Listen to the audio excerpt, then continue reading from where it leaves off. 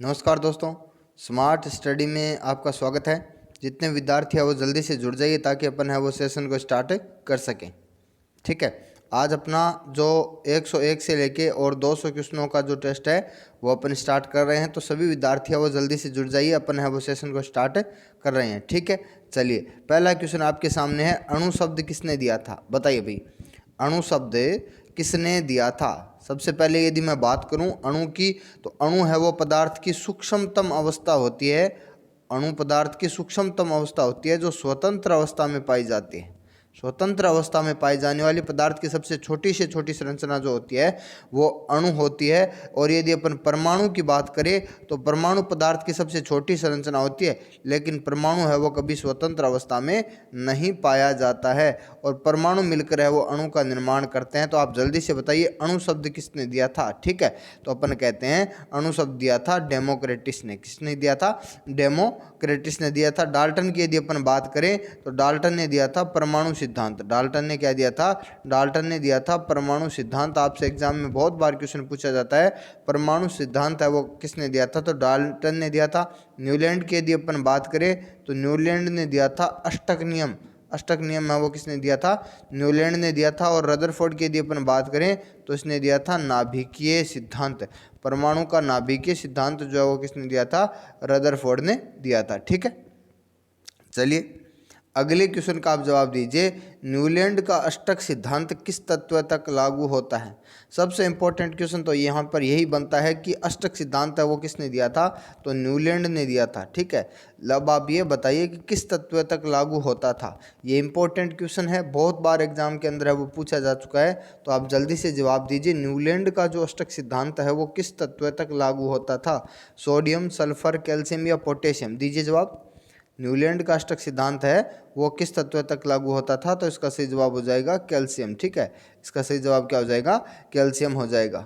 चलिए अगले क्वेश्चन का आप जवाब दीजिए, प्रकाश संश्लेषण के लिए आवश्यक होते हैं। बताइए। सबसे पहले यदि अपन बात करें तो प्रकाश संश्लेषण का मतलब क्या होता है? प्रकाश संश्लेषण का मतलब होता है कि जो प्रकाश ऊर्जा होती है या अपन जिसको सौर ऊर्जा बोलते हैं उसका रासायनिक ऊर्जा में बदलना प्रकाश संश्लेषण कहलाता है। ठीक है, अब आपसे क्वेश्चन ये पूछा गया है कि प्रकाश संश्लेषण के द्वारा और कौन से तत्व आवश्यक होते हैं? प्रकाश संश्लेषण के द्वारा अपने को पता है कि पादप है वो भोजन का निर्माण करते हैं। ठीक है, तो अपने को पता है कि प्रकाश संश्लेषण में जल, ऑक्सीजन और कार्बन डाइऑक्साइड सभी आवश्यक होते हैं। ठीक है, अपने को पता है कि प्रकाश संश्लेषण का मुख्य उत्पाद होता है ऑक्सीजन। प्रकाश संश्लेषण का मुख्य उत्पाद होता है ऑक्सीजन। प्रकृति में एकमात्र जो ऑक्सीजन का निर्माण होता है वो प्रकाश संश्लेषण के द्वारा ही होता है। ठीक है, आगे यदि अपन बात करें तो आप कहोगे कि कार्बन डाइऑक्साइड से भी क्या बनता है? ग्लूकोज बनता है। ठीक है, और सबसे इंपॉर्टेंट क्वेश्चन आपको ये याद रखना है कि प्रकाश संश्लेषण के दौरान ऑक्सीजन का निर्माण किससे होता है? तो ऑक्सीजन का निर्माण होता है किससे? जल से होता है। ठीक है, किससे होता है? जल से होता है। ठीक है, चलिए अगला क्वेश्चन है, पदार्थ की किस अवस्था में कणों की गति अधिकतम होती है? बताइए भाई, पदार्थ की किस अवस्था के अंदर है वो कणों की गति अधिकतम होती है? अपने को पता है कि पदार्थ की मूल अवस्थाएं कितनी होती है? मूल अवस्थाएं तो 3 होती है, लेकिन वैसे पदार्थ की 5 अवस्था होती है, ठोस, द्रव्य, गैस, प्लाज्मा, और एक होती है Bose Einstein condensate. Bose Einstein condensate, या इसको सीधा अपन बोलते हैं BEC।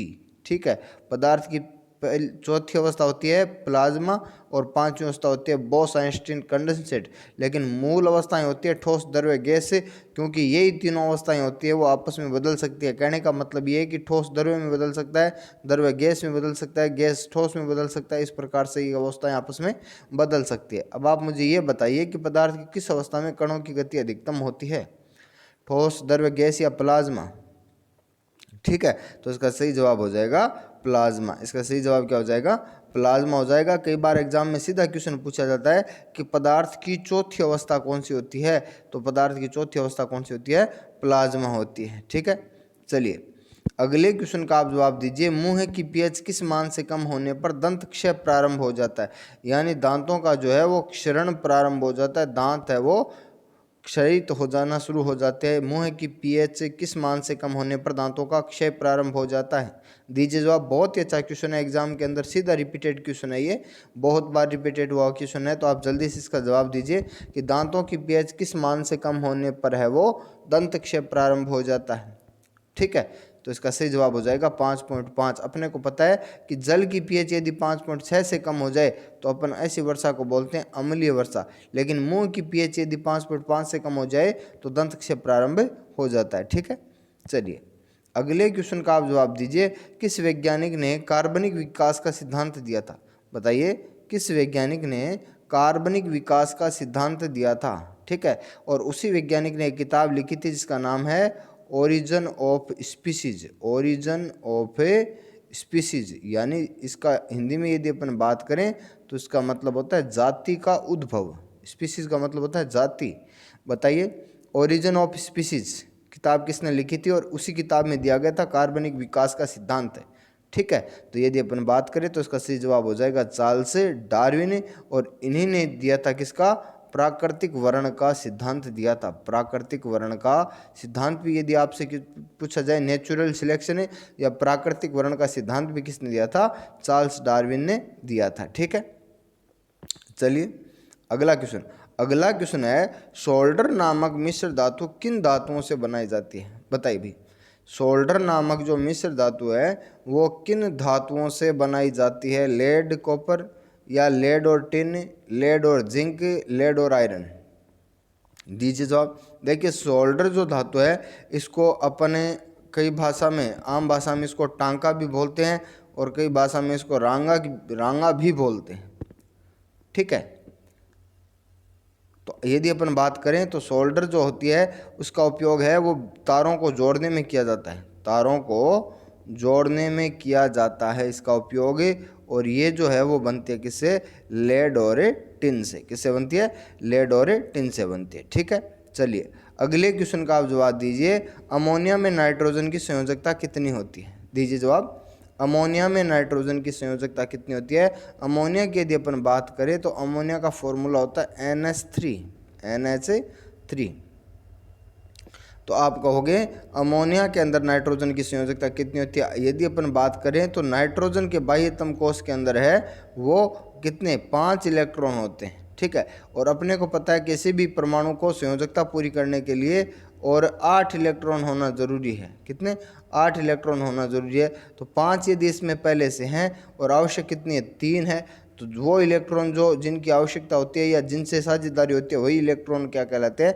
संयोजकता कहलाते हैं। तो इसका सही जवाब हो जाएगा 3। ठीक है, चलिए अगले क्वेश्चन का आप जवाब दीजिए। यदि वस्तु विस्थापित नहीं होगी तो किया गया कार्य क्या होगा? बताइए, यदि वस्तु विस्थापित नहीं होगी तो किया गया कार्य क्या होगा? देखो, ठीक है, किया गया कार्य होता है W बराबर FS। W बराबर FS, या अपन कह सकते हैं कार्य बराबर क्या होता है? बल गुणा विस्थापन। बल गुणा विस्थापन। अब अगला ये कह रहा है कि यदि विस्थापन 0 है, यानी विस्थापित नहीं होगी का मतलब क्या हो गया? विस्थापन क्या हो गया? 0। विस्थापन यदि 0 है तो W बराबर भी क्या हो जाएगा? 0 हो जाएगा, चाहे कार्य कितना ही हो। कार्य को यदि 0 से गुणा करेंगे तो वो क्या हो जाएगा? 0। तो W बराबर क्या हो जाएगा? 0। तो किया गया कार्य क्या हो जाएगा? 0। तो इसका सही जवाब हो जाएगा C। ठीक है, चलिए अगला क्वेश्चन। अगला क्वेश्चन है SI इकाई में त्वरण का मात्रक क्या होता है? बताइए, SI इकाई में त्वरण का मात्रक क्या होता है? त्वरण का मतलब होता है कार्य करने की, त्वरण का मतलब क्या होता है? वेग परिवर्तन की जो दर होती है, वेग परिवर्तन की जो दर होती है वो क्या होती है? त्वरण होती है। ठीक है, वेग परिवर्तन की जो दर होती है वो क्या होती है? त्वरण होती है। तो अब आप मुझे बताइए कि त्वरण का मात्रक क्या होता है? इस समय एग्जाम में सबसे मोस्ट इंपॉर्टेंट जो मात्रक पूछा जाता है वो त्वरण का मात्रक ही है, जो लगभग हर एग्जाम के अंदर है वह इस समय पूछा जा रहा है। तो आप जल्दी से जवाब दीजिए, त्वरण का मात्रक क्या होता है? ठीक है, तो इसका सही जवाब हो जाएगा मीटर प्रति वर्ग सेकंड। मीटर प्रति वर्ग सेकंड। ठीक है, इसका मात्रक हो जाएगा मीटर प्रति वर्ग सेकंड। ठीक है, चलिए अगले क्वेश्चन का आप जवाब दीजिए। ऐसे तत्व है जिनका परमाणु क्रमांक तो समान हो लेकिन द्रव्यमान संख्या भिन्न भिन्न हो। दीजिए जवाब, क्या कहलाते हैं? ऐसे तत्व है जिनका परमाणु क्रमांक तो समान हो लेकिन द्रव्यमान संख्या क्या हो, भिन्न भिन्न हो। ठीक है, दीजिए जल्दी से जवाब। तो इसका सही जवाब हो जाएगा ऐसे तत्व कहलाते हैं समस्थानिक। परमाणु क्रमांक तो समान होना चाहिए लेकिन द्रव्यमान संख्या क्या होनी चाहिए, भिन्न भिन्न। यदि द्रव्यमान संख्या समान और परमाणु क्रमांक यदि भिन्न भिन्न हो तो वो होते हैं समभारिक, और यदि इलेक्ट्रॉनों की संख्या समान हो तो वो सम इलेक्ट्रॉनिक होते हैं, और न्यूट्रॉन की संख्या यदि समान हो तो वो होते हैं समय न्यूट्रॉनिक। ठीक है, चलिए अगले क्वेश्चन का आप जवाब दीजिए। निम्न में से कौन सा अम्ल हमारे पेट में उत्पन्न होता है, बताइए। ठीक है, जिसको हम बोलते हैं जठर रस, जिसको हम बोलते हैं जठर रस, और जिसकी पीएच होती है 1.2। दीजिए जवाब। निम्नलिखित में से कौन सा अम्ल हमारे पेट में उत्पन्न होता है जिसको हम जठर रस बोलते हैं और जिसकी पीएच होती है 1.2। ठीक है, तो इसका सही जवाब हो जाएगा हाइड्रोक्लोरिक अम्ल HCl। ठीक है, चलिए अगले क्वेश्चन का आप जवाब दीजिए। निम्नलिखित में से विद्युत धारा के तापीय प्रभाव पर आधारित युक्ति है, बताइए भी। इनमें से कौन सी युक्ति है जो विद्युत धारा के तापीय प्रभाव पर, तापीय प्रभाव का मतलब ये होता है कि यदि उनमें विद्युत धारा प्रवाहित की जाती है तो उनके अंदर है वो ऊष्मा उत्पन्न होती है। ठीक है, तो बताइए, एक तो हो गया विद्युत टोस्टर, विद्युत इस्त्री और विद्युत बल्ब। ठीक है, ये सारे क्या होते हैं, विद्युत धारा के तापीय प्रभाव पर आधारित होते हैं। ठीक है, चलिए अगला क्वेश्चन है जल होता है, बताइए भी। जल होता है यौगिक होता है कि मिश्रण होता है कि तत्व होता है कि अणु होता है। ठीक है, जल क्या होता है। ठीक है, ठीक है, इसी के साथ आपको एक क्वेश्चन का और जवाब देना है, वायु क्या होता है। वायु जो होती है वो यौगिक होती है, मिश्रण होती है, तत्व होता है या अणु होता है। इस क्वेश्चन का भी आप जवाब दीजिए क्योंकि एग्जाम के अंदर ये क्वेश्चन भी है वो बहुत बार पूछा गया है। ठीक है, तो सबसे पहले मैं आपको बता दूं कि वायु जो होती है वो क्या होती है, मिश्रण होती है। वायु क्या होती है, मिश्रण होती है। ठीक है, अब यदि अपन जल की बात करें तो देखिए जल का फॉर्मूला होता है H2O, H2O। ठीक है, ना तो H3O हो सकता है, ना HO हो सकता है, ना OH हो सकता है। ठीक है, जल का फिक्स फॉर्मूला होता है क्या, H2O। और जिन यौगिकों का फॉर्मूला फिक्स होता है यानी जिनके अंदर है वो तत्वों का अनुपात निश्चित होता है, ऐसे पदार्थों को क्या बोलते हैं, यौगिक बोलते हैं। तो जल क्या होता है, जल होता है एक यौगिक। ठीक है, अपने को पता है कि जल के अंदर हाइड्रोजन और ऑक्सीजन के द्रव्यमान का अनुपात क्या होता है, 1:8 होता है, जो कि निश्चित होता है, और जिनके अंदर द्रव्यमान निश्चित होता है वो होते हैं यौगिक। ठीक है, चलिए अगले क्वेश्चन का आप जवाब दीजिए। फूल का नर जनन भाग होता है, बताइए। फूल का जो नर जनन भाग होता है उसको अपन परागकोश कहते हैं, पुंकेसर कहते हैं, स्त्रीकेसर कहते हैं या अंडाशय कहते हैं। दीजिए जवाब जल्दी से। फूल का नर जनन भाग जो होता है उसको अपन क्या कहते हैं, परागकोश कहते हैं, पुंकेसर कहते हैं, स्त्रीकेसर कहते हैं या अंडाशय कहते हैं। ठीक है, तो अपने को पता है कि फूल का नर जनन भाग जो होता है वो होता है पुंकेसर। ठीक है, और पुंकेसर जो होता है वो 2 भागों के अंदर बंटा रहता है। पुंकेसर इस प्रकार की एक संरचना होती है जो 2 भागों में, एक तो होता है पूतंतु, एक तो होता है पूतंतु बोलते हैं इसको, और एक भाग होता है परागकोश। एक भाग होता है परागकोश, और परागकोश के अंदर पाए जाते हैं क्या, परागकण पाए जाते हैं। और परागकण जो होते हैं वो फूल की नर जनन कोशिकाएं होती है। ठीक है, इसके अंदर है वो परागकोश के अंदर परागकण भरे रहते हैं। ठीक है, आगे यदि अपन बात करें तो मादा जनन भाग जो होता है वो क्या होता है, वो होता है स्त्रीकेसर। ठीक है, इसके भी 3 भाग होते हैं। एक आगे वाला भाग होता है जिसको हम बोलते हैं वर्तिकाग्र, और बीच वाला भाग होता है वर्तिका, और नीचे का जो फूला हुआ भाग होता है उसको क्या बोलते हैं, अंडाशय। और बहुत ही इंपॉर्टेंट क्वेश्चन पूछा जाता है एग्जाम के अंदर कि फूल का कौन सा भाग है वो फल में बदलता है, तो वो होता है अंडाशय। ठीक है, फूल का कौन सा भाग फल में बदलता है तो वो होता है अंडाशय। ठीक है, चलिए अगला क्वेश्चन है, प्रतिध्वनि सुनने के लिए श्रोता के स्रोत से कितनी दूरी होना आवश्यक है। ठीक है, प्रतिध्वनि सुनने के लिए श्रोता की स्रोत से कितनी दूरी होना आवश्यक होती है, 17 मीटर, 15 मीटर, 13 मीटर या 32 मीटर। ठीक है, बहुत ही इंपॉर्टेंट क्वेश्चन है, ये भी कई बार एग्जाम के अंदर है वो क्वेश्चन पूछा जा चुका है, तो आप जल्दी से जवाब दीजिए। प्रतिध्वनि सुनने के लिए श्रोता की स्रोत से कितनी दूरी होना आवश्यक है। ठीक है, तो इसका सही जवाब हो जाएगा 17 मीटर। ठीक है, चलिए अगले क्वेश्चन का आप जवाब दीजिए। पादपों द्वारा अतिरिक्त जल त्याग करने की प्रक्रिया कहलाती है। दीजिए जवाब। पादपों द्वारा अतिरिक्त जल त्याग करने की प्रक्रिया कहलाती है वाष्प उत्सर्जन, प्रकाश संश्लेषण, परिवहन या स्थानांतरण। ठीक है, तो यदि अपन बात करें तो ये प्रक्रिया कहलाती है वाष्प उत्सर्जन। ठीक है, चलिए अगले क्वेश्चन का आप जवाब दीजिए। मेंडेलीव की आवर्त सारणी के समय कितने तत्व ज्ञात थे? दीजिए जवाब। मेंडेलीव जो है वो एक रूस के वैज्ञानिक थे, ठीक है, जिन्होंने तत्वों को परमाणु द्रव्यमान के आधार पर क्या किया था?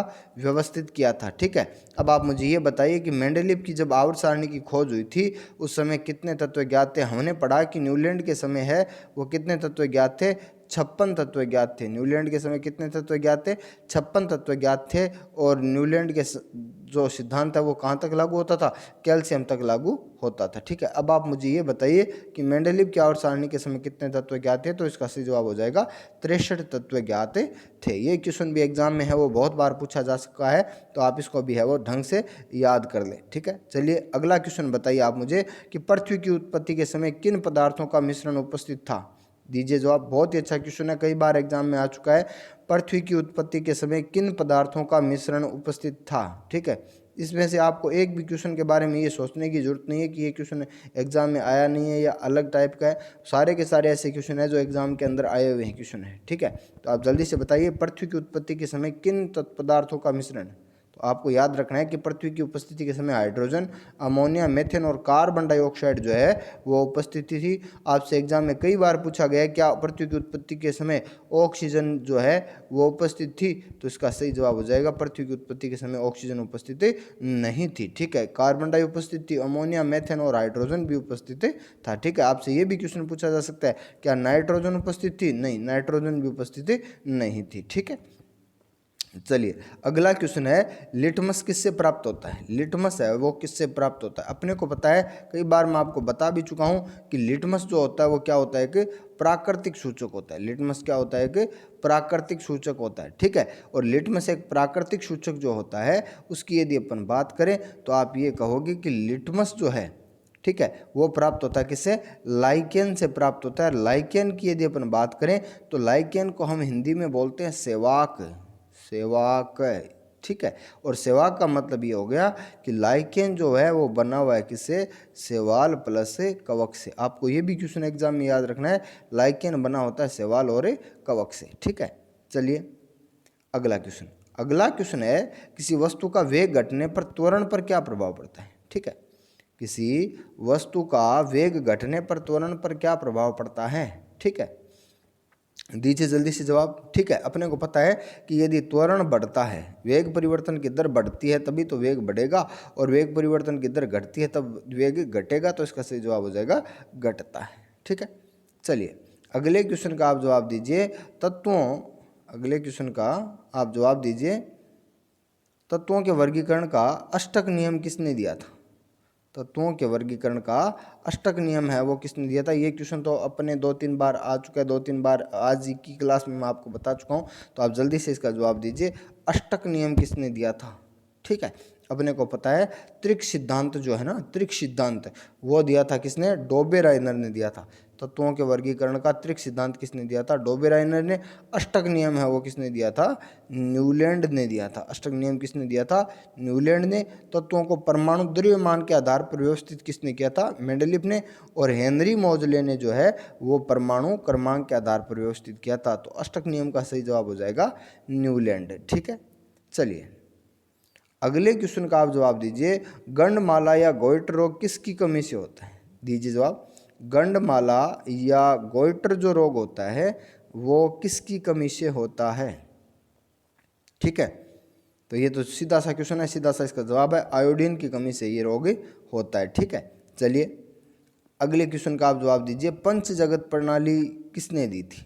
ठीक है, पंच जगत प्रणाली का मतलब है संपूर्ण जीव जगत को 5 भागों में बांट दिया गया था। पहला था मोनेरा, संपूर्ण जीव जगत को 5 भागों में बांट दिया गया था। मोनेरा, प्रोटिस्टा, कवक, पादप और जंतु। पादप और जंतु। ठीक है, पूरे जीव जगत को 5 भागों में बांट दिया था। बताइए किसने बांटा था? ठीक है, तो इसका सही जवाब हो जाएगा RH व्हिटेकर। और यदि अपन बात करें द्विनाम पद्धति, तो आपको याद रखना है कैरोलस लिनियस। द्विनाम पद्धति किसने दी थी? कैरोलस लिनियस ने दी थी। ये क्वेश्चन भी एग्जाम में बहुत बार पूछा जाता है। और वर्गीकरण विज्ञान का जनक है वो भी किसको कहा जाता है? कैरोलस लिनियस को कहा जाता है। ठीक है, चलिए अगले क्वेश्चन का आप जवाब दीजिए। गैसों के विसरण की दर किस पर निर्भर करती है? विसरण का मतलब अपन कह सकते हैं कि फैलना। विसरण का मतलब होता है फैलना। ठीक है, तो बताइए गैसों के विसरण की दर है वो किस पर निर्भर करती है? आयतन पर, द्रव्यमान पर, वेग पर या समय पर? दीजिए जवाब। गैसों के विसरण की दर है वो किस पर निर्भर करती है? ठीक है, तो यदि अपन बात करें तो इसका गैस फैलेगी, जब आयतन जितना ज़्यादा होगा गैसें उतनी ही फैलेगी, तो वो निर्भर करती है आयतन पर। ठीक है, अब यदि अपन बात करें तो इसका सही जवाब हो जाएगा आयतन। ठीक है दोस्तों, तो आज अपने 200 तक जो क्वेश्चन है उनका देखो टेस्ट हो चुका है। जल्दी से आप बता दीजिए कि आपके कितने क्वेश्चन है वो सही हो रहे हैं। जल्दी से आप बता दीजिए कि आपके कितने क्वेश्चन हैं वो सही हो रहे हैं। ठीक है, यदि अपन बात करें तो कल आपका 201 से लेके 300 क्वेश्चनों तक है वो आपका टेस्ट होगा। ठीक है, और जो विद्यार्थी नहीं जुड़ रहे हैं उनको भी आप जोड़ लीजिए। जिन विद्यार्थियों के पास ई-बुक नहीं पहुंची है उन तक भी आप है वो पहुंचाने की पूरी कोशिश करें। ठीक है, तो मिलते हैं अगली क्लास में।